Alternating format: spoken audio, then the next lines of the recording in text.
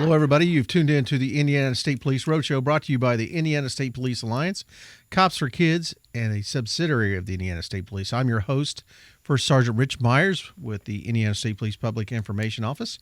And I have one of my counterparts with INDOT Public Information, Nathan Riggs, with me today. Nathan, welcome back. Good morning. I'm glad to have you here again. Glad to be here. I'm glad winter's over. I am very thankful winter is over.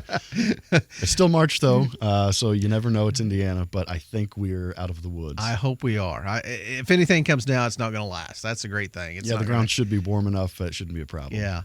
I also want to thank Tom Trial for putting us on YouTube for each and every week and behind the scenes. Wave at Tom. Tom, good morning to you, Tom. And thanks for being here and putting us out there each and every week. Well, Nathan, we were talking about winter. We've talked about it before we come on the air here. You guys are pretty much done with it. Maybe have you got the salt spreaders off the trucks? Are you crossing your fingers? I think we're likely out of it.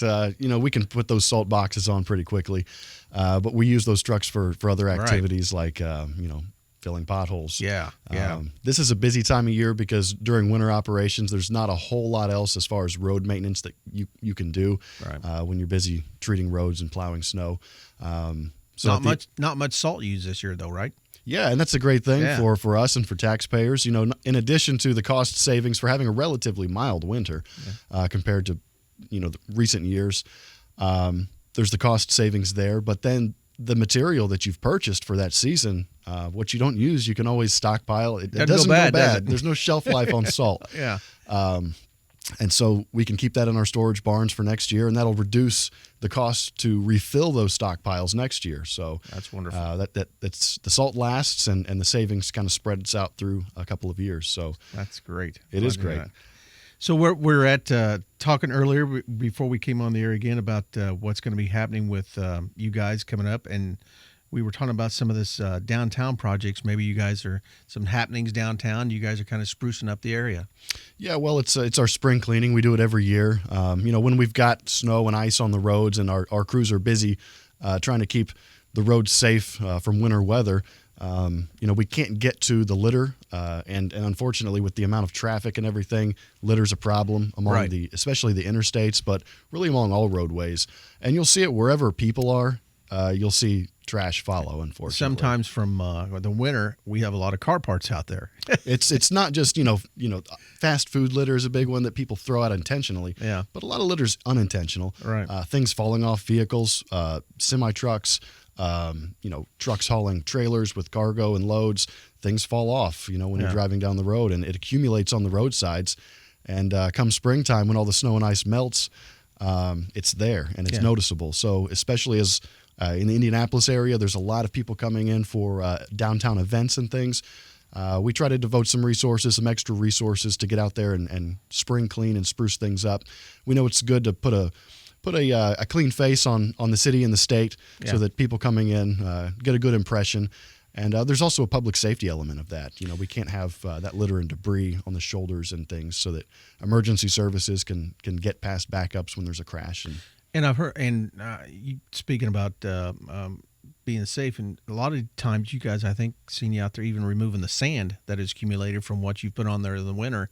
That can be a hazard on the side, slick for motorcycles and that type of thing if they get off to the Birdsey Berm and have to stop. So you guys even pick up that excess sand that could get in that drain too that you guys utilize to get the water off the roadway. Right, and we don't use a whole lot of sand, so a lot of that's just dirt and debris that accumulates over those months. But we spend some time in the spring.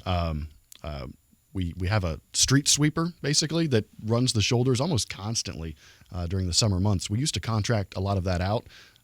But as we decided we're doing it so often, we might as well purchase the machine as a cost savings. Yeah. And so especially in the urban interstate areas, we run those a lot because there's so much vehicular traffic and debris, being accumulated so quickly that it's really tough to keep up with it. But the dirt and debris, it accumulates in the bridge joints. So in the springtime, we run some crews to flush out those bridges. The salt that we do spread on the roadways, salt is corrosive, and mix it with some water and moisture, and it does eat up metal. And a lot of our bridges are made of metal, so we run some bridge cleaning crews to flush those bridge rockers and flush those joints out of debris. Also, the stormwater drainage, we want to make sure that those inlets are clear so that we don't have any water accumulating on the roadway. And that helps out what we're talking about this time of year when we're getting those heavy rains. Yep. That could be a problem. Yeah, we send those crews out to keep the storm drains as clean as possible, but we always recommend that homeowners keep an eye on the storm inlets near their homes, Right. because they're right there on the front lines. If that storm drain backs up because it's clogged with leaves or sticks or trash or mud, sometimes soil erosion can clog up these inlets.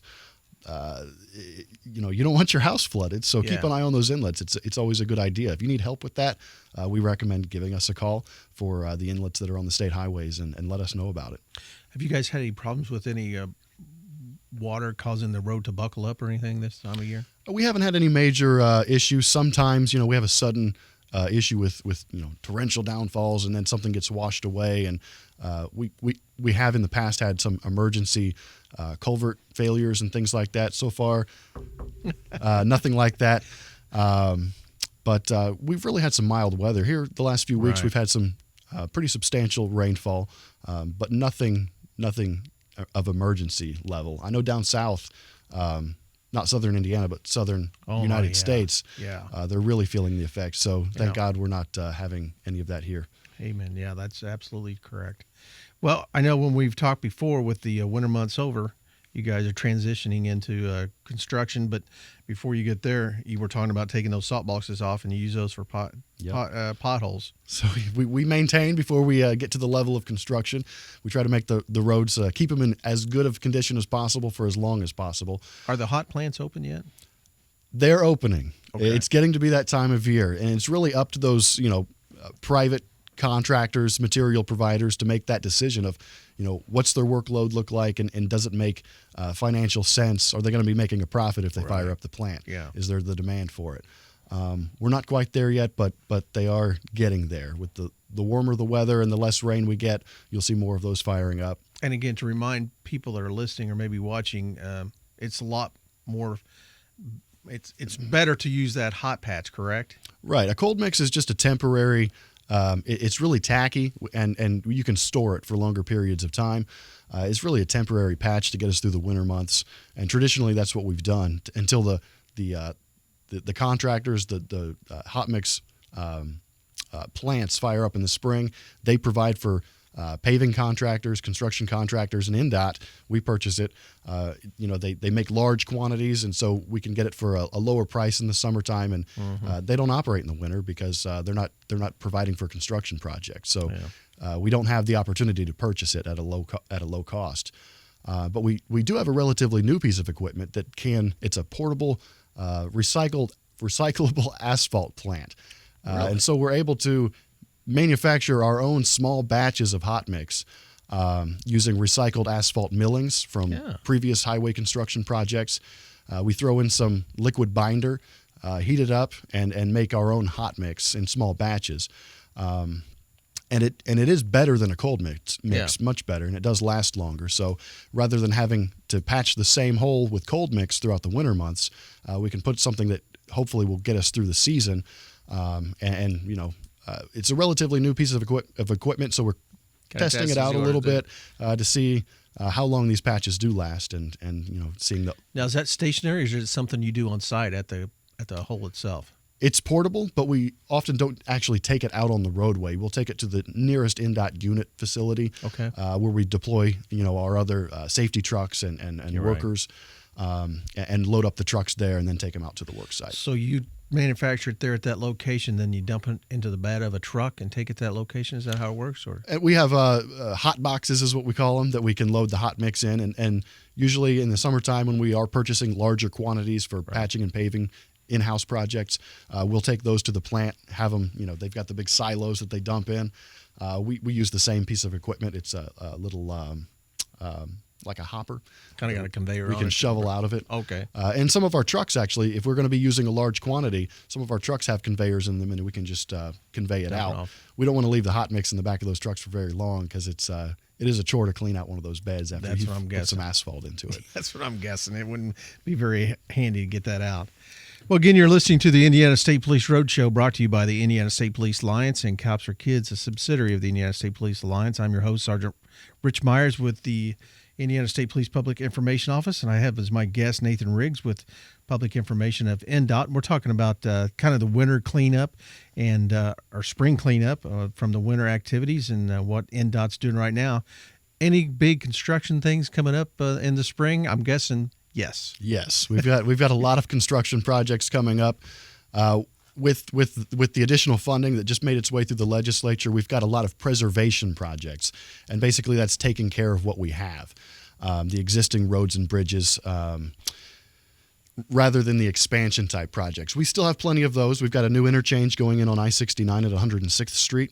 We're also expanding I-69 to 3 lanes northeast of Indianapolis all the way to north of State Road 38. So Wow. we've still got those types of projects, but you're going to start seeing a lot more smaller construction projects, paving projects, bridge preservation, and things like that, which means more work zones. Yeah. So a lot of these won't be long-term established work zones. They may be nights and weekend restrictions, flagging operations and things that maybe won't last a long time, but you're going to see more of them. See them pop up different locations. Right. And so that's something that people need to be aware of as they're driving around in the summertime. Look out for those orange signs and the workers on the road. And the best way to follow that is, of course, your website. You want to give that location that people can find out where traffic construction is going on at. There are links to all of our resources at indot.in.gov. But the map you're talking about is indot.carsprogram.org. And that's a map that shows all of the traffic restrictions for state highways. Okay. For local roads, they kind of have their own programs. But for interstates, U.S. highways, and state roads maintained by INDOT, go to that map for all of our construction projects, road closures, traffic restrictions. Those will all be on there. And you can actually see traffic speeds. So you'll know if there's a backup somewhere. If it's green, yellow, orange, red, you can kind of gauge the magnitude of the backup and plan an alternate route. Check out those resources before you leave so you know that they're there. And that's real time? Within a couple of minutes, so it's pretty near real time. Is that also known as TrafficWise, or is that something different? From the TrafficWise page, you can access that as well as the map that shows the traffic cameras around the Indianapolis area, as well as northwest Indiana and down in the Louisville area. Yeah. And that's all available off of your INDOT website. Right. Okay. But whatever people can remember, you can go to the INDOT page, trafficwise.in.gov, links to both of those resources. So if you just Google or your favorite search engine, INDOT, you're going to find that there. It'll pop up at the top. So 69 is obviously going to be pretty busy. What kind of interchange what are you changing up there? At 106th Street? Yeah. We're building a brand new roundabout interchange. So currently there is no interchange. It's an overpass. The existing overpass will be removed, which will mean closing 106th Street. And then they're actually building 2 separate bridges that will each carry 2 lanes of traffic in each direction with a circular roundabout, which is a little bit different. Most roundabouts are circular, but most interchange roundabouts that you see in the area are more of that double teardrop, dog bone, bow tie shape. Yeah, exactly. And this is a little bit unique. It's a different design, but I like it personally. Looks like it'll it's be gonna move interesting to traffic. see how it works. The new traffic interchange down south. The diverging diamond. Yes. Right. So Working that was good? the first one in this area. People seem to like it. It's a little bit different. So whenever you put something new like that in, there's some initial resistance. But I think overall people think it functions much better than previously. And we're actually putting something very similar up at Campus Parkway, exit 210, as part of the Major Moves 2020 expansion of I-69, widening that to 3 lanes up past State Road 38. We'll also be reconfiguring that interchange there and making a double crossover diamond or diverging diamond. Yeah. So a lot of traffic construction is going to be happening here real soon. A lot of construction. We've also got a lot of work on I-465 around Indianapolis, as well as a lot of work on I-70 out east over in Wayne County towards the Ohio line. A lot of pavement patching, resurfacing, some of these older stretches of pavement that will really bring them back to being relatively brand new. Good. Well, we're down to 15 seconds, so I'm going to say, Nathan, thank you for being in here. We appreciate you being here each and every time and having all this great information about the projects INDOT's doing. Again, you've been listening to the Indiana State Police Roadshow, brought to you by the Indiana State Police Alliance. We thank them for their support. We thank you for listening. Roadshow is out.